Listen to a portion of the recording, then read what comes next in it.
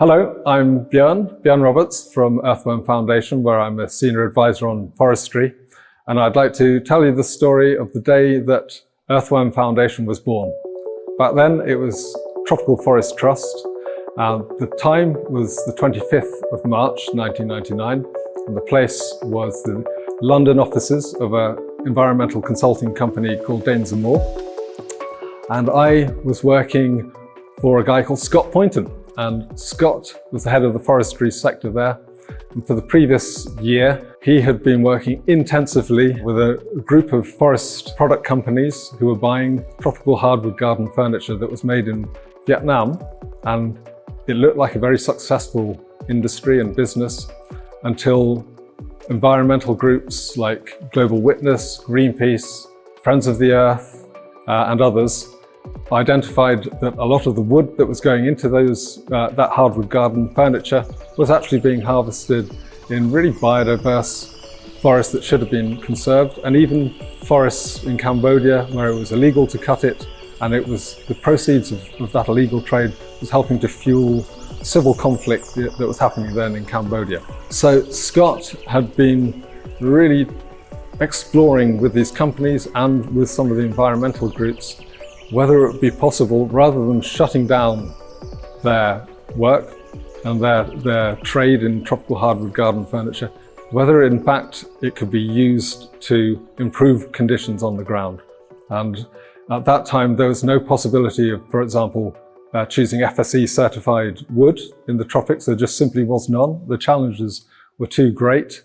So it meant a new and innovative approach had to be taken. And I think the environmental groups who were very successful and could see that they might really close down this trade in tropical hardwood garden furniture, they also knew that if they did that, and that was all they did, another industry would spring up and use this timber very soon afterwards. And although they would have cleaned up garden furniture, they probably would have done nothing to change the impact on the ground, and the deforestation would continue as it had done before.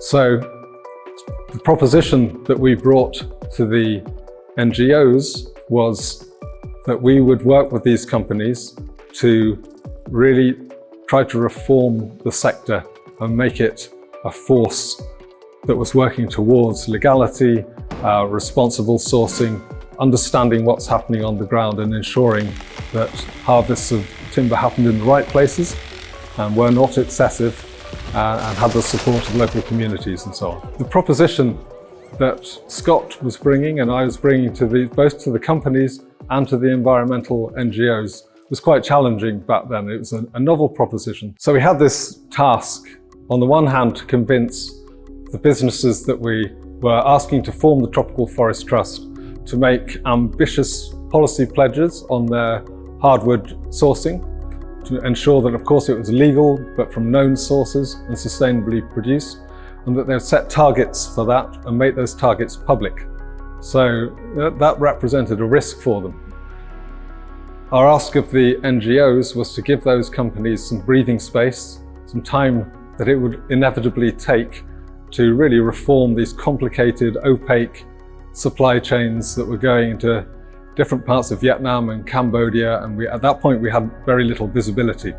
So that needed time, and we needed some space from the NGOs just to take the pressure off the campaigning for a limited time, as long as they could see that progress was being made. And of course they were skeptical.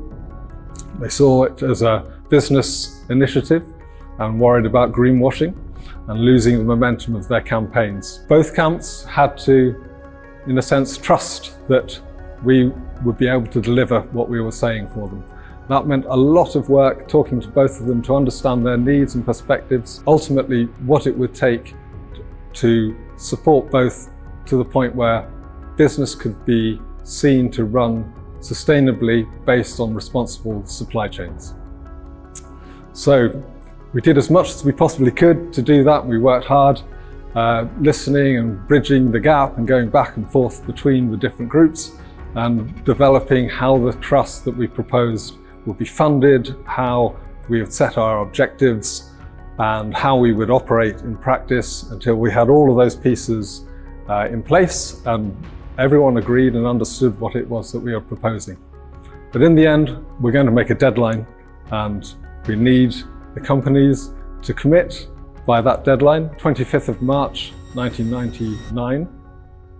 And if they did, we'd be on our way. And if they didn't, then it would be game over. So there we were on the 25th. Scott and I arrived at the office. We knew that these companies talked to each other and coordinated among each other, and the most likely outcome would either be that they all joined or else that none of them would join at all. On the evening of the 24th, we had not received a single application that we were hoping to get there. So there we were on the morning of the 25th, and we came in and looked at the fax in tray and it was empty. So through the day, through the morning, we tried to get on with our work and pretend we were interested in other bits of work that we wanted, but all the time we were willing that fax machine to kind of light up and start squealing, and it just didn't. And I think, well, certainly for me, I began to feel that it was game over. I don't know, I can't speak for Scott, but there were certainly some nerves in the air. We went for lunch. It was a sunny day, I remember. It was a warm spring. And when lunch was over, we walked back towards the office. Didn't say much because now it really was getting late in the day. One of the companies is based in Vietnam, so it was really late in their day. We came back into the office, nothing, still nothing there.